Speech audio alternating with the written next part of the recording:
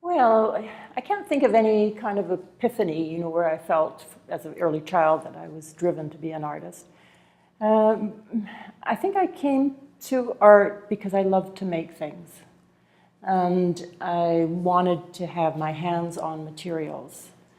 Initially, I thought I love words. I thought I was going to be more interested in writing, but I always came back to wanting to make things, to handle materials. And I've always been absolutely fascinated with material culture, the things that are made in different parts of the world that reflect the culture that they're made in. And I think that's the route I took. Even though I ended up in art school, that interest of making things and other cultural influences has always been really important. Initially, I think it was like most artists in North America, my education is very Eurocentric. And when I was in school, I found I was constantly looking for something else. And I became really interested in textiles. I don't know whether that was because I was interested in traveling. So to see these objects from material culture made in other parts of the world, they were beautiful. They were made by hand. They had this hands-on quality that I'd always been drawn to, even though that wasn't really part of the core of education at the time. It was really making things by hand was a little bit frowned on when I was in school. But these things were fascinating to me. So I began to travel, and that influenced my early work, travel experiences. The idea of material culture, what objects mean in one culture, what they mean in another, how you can be in one part of the world and take something away and it becomes a tourist artifact, as opposed to something that might have been part of ritual or ceremony. So I became interested in that kind of transportation of objects and meaning and reference.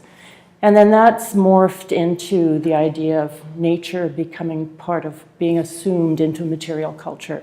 And certainly we know that nature has been used as a design influence throughout history, and we see it everywhere. So I was interested in that. And now we're kind of moving into this era of the post-natural, where nature is no longer a major player. It's post-nature, it's after nature. And now my influence has really shifted to concerns that I'm sure everyone feels about the environment, about the world we live in, about the kind of confusion that we live in, about the fake news that we have to deal with, and the fake science. Even getting down to what really is the truth is becoming almost impossible. And I think my recent works, particularly the works in this show, are a reflection of that. They're a reflection of certainly my curiosity, but also my confusion and my concerns about what's happening in the world and how we will ever make sense of it, and where things are going. So always my work is about what I find perplexing. And in a way, it's a way to research that and maybe draw other people into conversations about it. My work's not really political, I don't think. My approach is very personal. I don't really want to tell anyone how to think because I don't really know myself. I'm trying to struggle through these things, and I use my work as a vehicle to do that. Well, I work with the process of woven tapestry, which is, I work on a large upright loom, which is in the Gobelin tradition, like the tapestries you see in castles in Europe. So I draw on that tradition. My materials are a cotton seine twine warp, which is a very, very tightly twisted warp. The yarns I work with are largely wool, although I'm not a purist at all in terms of my technique. I like to experiment. So I use a full range of materials, wools, cotton, silks, synthetics, if they will work, anything that will help to develop the image. And I'm also quite experimental with the techniques that I work with. Tapestry is not complex. You go over one thread and under one thread, one warp thread.